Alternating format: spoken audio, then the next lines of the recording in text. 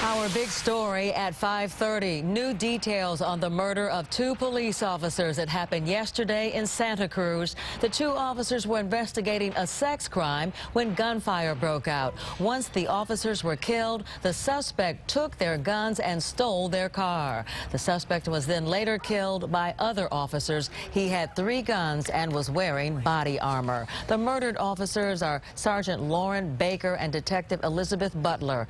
Baker went by the nickname Butch. He was a 28-year veteran of the department and leaves behind his wife, 2 daughters, and a son.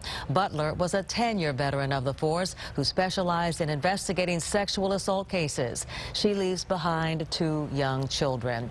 Here is what we now know about the killer, Jeremy Goulet. He was a coffee shop worker. His father says he has had numerous run-ins with the law and swore he would never go back to jail. He says that his son was a, quote, ticking time bomb. We will have more from the killer's father tonight on KRON 4 News at 8 o'clock.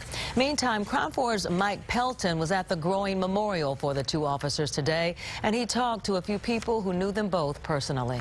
Community members continued to add to the growing memorial here in the courtyard of the Santa Cruz Police Department for the 2 fallen officers. Flags are at half-mast, and the San Jose Police Department drove down here to offer their condolences. The 2 officers killed in the line of duty both leave behind families. Sergeant Lauren Butch Baker is a 28-year veteran of the force and leaves behind his wife, 2 daughters, and a son. Detective Elizabeth Butler is a 10-year veteran and leaves behind her husband and 2 young sons. All morning long, community members have left items to help the department mourn. I caught up with 2 people who knew Sergeant Baker. It's devastating. I'm completely lost for words. My heart goes out to his family, obviously. I can't begin to feel what they're feeling, but he made a huge impact on my life, a huge impact that I will always be grateful for, and I would never, ever forget. That man was a really good man. I knew Butler, and I've seen Baker around pretty much all my life. It's hard to accept the fact that this all even happened.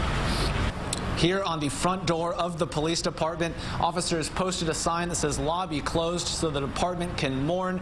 The police chief called yesterday's incident the darkest day in the history of the department. It's the first time they've ever lost an officer in the line of duty.